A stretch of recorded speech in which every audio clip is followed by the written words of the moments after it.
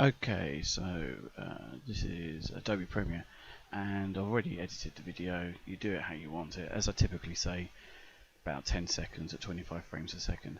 When exporting, try and export it in a high quality. I usually set it at Android tablet at full HD, 25 frames a second, and you don't need to export the audio, so you can just get rid of that straight away.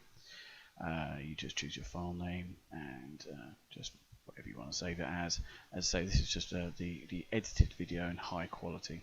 You do it as high quality just simply so you don't degrade the image quality too much when you downgrade it to a GIF, which obviously you want to try and balance between quality and size. So once it's finally exported, you can just simply close the app because that's no longer required. And now going to Photoshop. So from Photoshop, what we want to do now is import this. So we click on import and then video frames to layers.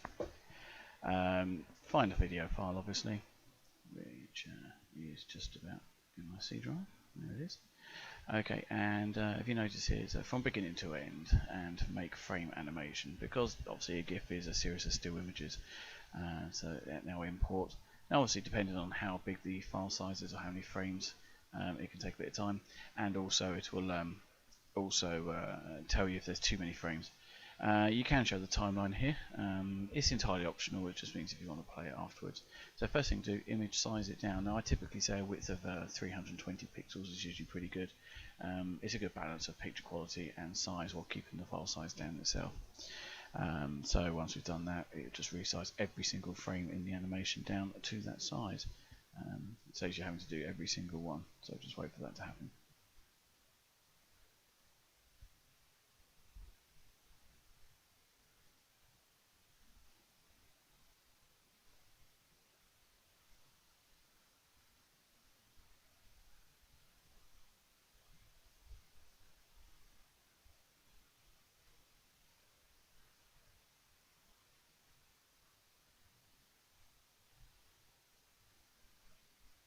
Okay, so that's resized now, and if you just click play on the timeline, it will animate. Now obviously the first time you do it, it does have to load every single frame, so it can be a little bit stuttery.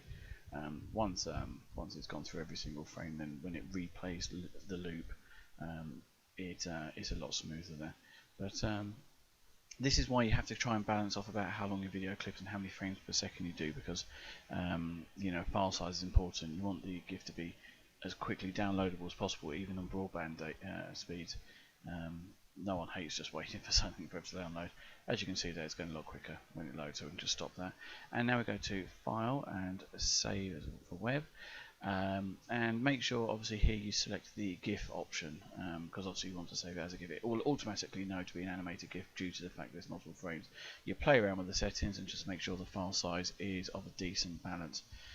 Then you just simply save the file. So we'll just type the file name in there and then save that. Doesn't actually take too long to save the file, obviously process dependent, and then you can just close Photoshop. It's done with that.